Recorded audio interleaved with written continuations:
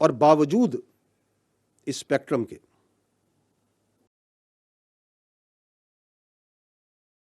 جو پاکستان کی فوج ہے اور جو قانون نافذ کرنے والے ادارے ہیں وہ اس افریت کے خلاف کھڑے. اور یہی وجہ ہے کہ چند دن پہلے آرمی چیف نے کہا تھا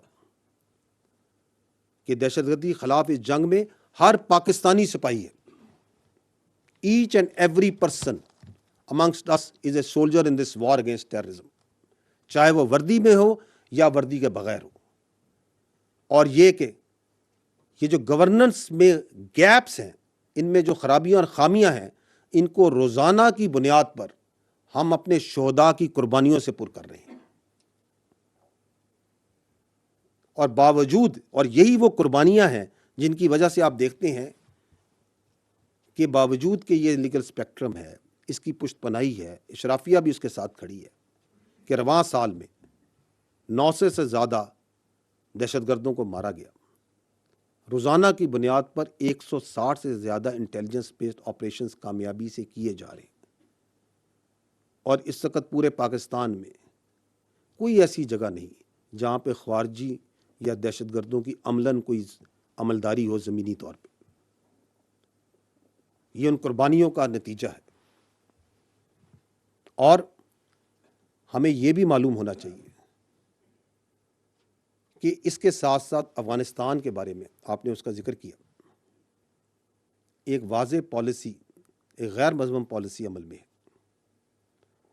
اور وہ یہ ہے، باوجود مفادات کے، اعتراضات کے، کہ پاکستان اور افغانستان جو ہے وہ ہمارا برادر پڑوسی اسلامی ملک ہے اور ہم اس کی خود مختاری کا مکمل احترام کرتے ہیں. لیکن ہم یہ چاہتے ہیں کہ وہ خارجیوں کو اور دہشت گردوں کو پاکستان پر فوقیت نہ دے. آرمی چیف اس بارے میں واضح طور پر کہہ چکے ہیں کہ ایک پاکستانی کی جان اور حفاظت افغانستان پر مقدم ہے.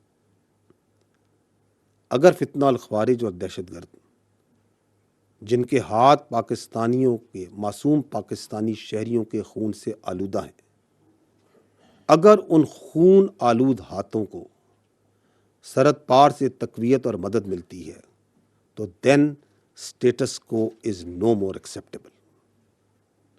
اور یہی وجہ ہے کہ آپ نے یہ دیکھا ہے کہ 8 لاکھ سے زائد غیر قانونی افغانیوں کو واپس بھجوایا جا چکا ہے. باوجود مشکلات کے اور اعتراضات کے 1 ڈاکومنٹ رجیم کا نفاذ سرحد پہ کیا جا چکا ہے. اسمگلنگ میں بھی بتدریج کمی ہو رہی ہے. اور اس کے علاوہ ناٹ اونلی کہ یہ جو جغرافائی سرحدیں، جو آپ کی ڈیجیٹل سرحدیں ہیں، ان کو محفوظ بنانے کے لیے بھی جو ٹیکنیکل اور جو لیگل ایکشنز ہیں وہ بتدریج لیے جا رہے ہیں. اور جہاں تک بلوچستان کا تعلق ہے تو بلوچستان میں جو سوشو اکنامک پروجیکٹس ہیں، جو عوام دوست پروجیکٹس ہیں، اگر آپ دیکھیں تو ان کا تناسب باقی صوبوں کے حساب سے آبادی کے لحاظ سے بہت زیادہ ہے. اس لیے تاکہ یہ جو مصنوعی جھوٹا بیانیہ بنایا جاتا ہے احساس محرومی کا، اس کو توڑا جائے. اور اس کا پردہ چاک ہو رہا ہے اور لوگوں کو سمجھ آ رہی ہے کہ یہ جھوٹا بیانیہ کون بنا رہے ہیں اور ان کے پیچھے کون لوگ ہیں. اور فتنہ الخوارج کا جو انسانیت، اس کا جو ایجنڈا ہے اور جو گھنونا چہرہ، جس کا انسانیت سے کوئی تعلق نہیں ہے، جس کا دین اسلام سے کوئی تعلق نہیں ہے، وہ بھی سب کے سامنے عیاں ہو چکا ہے. تو یہ وہ کامیابیاں ہیں. اور ان میں سب سے بڑی کامیابی وہ یہ ہے کہ ہماری قوم کا، ہمارے عوام کا اور ہماری افواج کا عزم اور حوصلہ بلند ہے. دشمن پریشان ہے کہ باوجود تمام سازشوں کے، تمام تدبیروں کے، باوجود دہشت گردوں کے، خودکش بمباروں کے، سیاسی انتشاریوں کے، زہریلے بیانیوں اور پروپیگنڈے کے، یہ ملک درجہ بدرجہ صرف آگے بڑھ رہا ہے. اور اس کے لیے ہم سب مل کر سلام پیش کرتے ہیں اپنے شہداء کو، ان کے خاندان والوں کو، اینڈ سب سے بڑھ کر پاکستانی قوم کو، جو اس بات پہ قائم ہے اور اس کا یقین ہے کہ دائمی استحکام میں اور خوشحالی کے سفر میں یقیناً سچائی اور حق کی کامیابی ہوگی. So it's a complex thing. I hope I have been able to answer it.